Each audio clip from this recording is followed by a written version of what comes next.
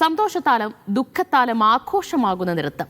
വേദനയും വിലാപവും പ്രതീക്ഷയും ഉയിർപ്പും നിറയുന്ന താളവും പാട്ടും ഈ നൃത്തത്തിന്റെ മാറ്റുകൂട്ടും. വയനാടൻ ചുരമിറങ്ങി സംസ്ഥാന കലോത്സവ വേദിയിലെത്തിയ പണിയ നൃത്തത്തിന് ഇത്തവണ ആസ്വാദകരുടെ എണ്ണം കൂടി.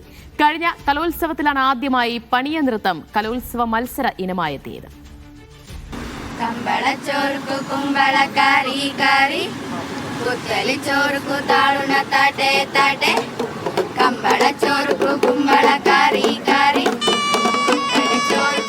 ആഘോഷ പരിപാടികളിൽ, മരണവീടുകളിൽ പണിനൃത്തത്തിന് സന്ദർഭത്തിനും സാഹചര്യങ്ങൾക്കും അപ്പുറം മാനങ്ങളേറെ.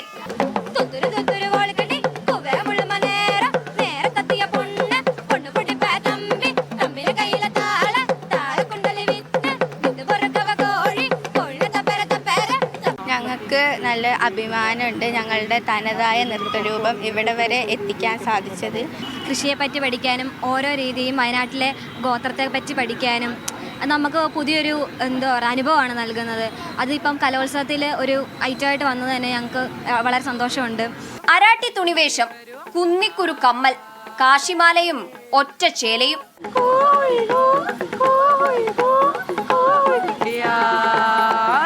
പലവിധ കഥകളാണ് പാട്ടിൽ.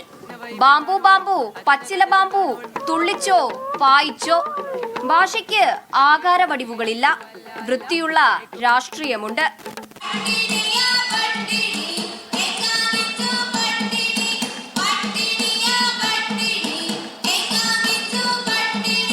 വർഷങ്ങൾക്കിപ്പുറം പൂക്കുന്ന നീലക്കുറിഞ്ഞി എന്ന് പേരിട്ട വേദിയിൽ നീലവിപ്ലവം പിറന്ന പോലെ പണിയ നൃത്തം അരങ്ങിനെ ഊറ്റം കൊള്ളിച്ചു.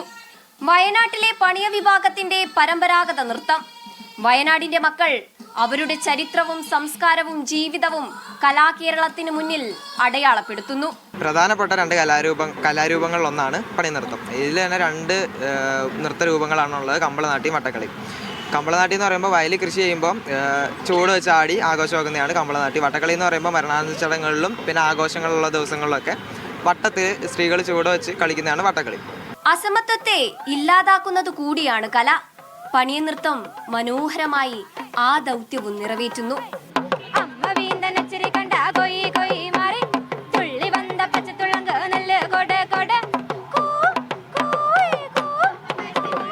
വയനാടൻ ചുരമിറങ്ങി പണിയരുടെ പണിയ നൃത്തം കേരളമാകെ സജീവമാകുന്ന കാഴ്ചയാണ് നിങ്ങൾ കാണുന്നത്. അതിമനോഹരം. അങ്ങനെയല്ലാതെ മറ്റെന്തു പറയും?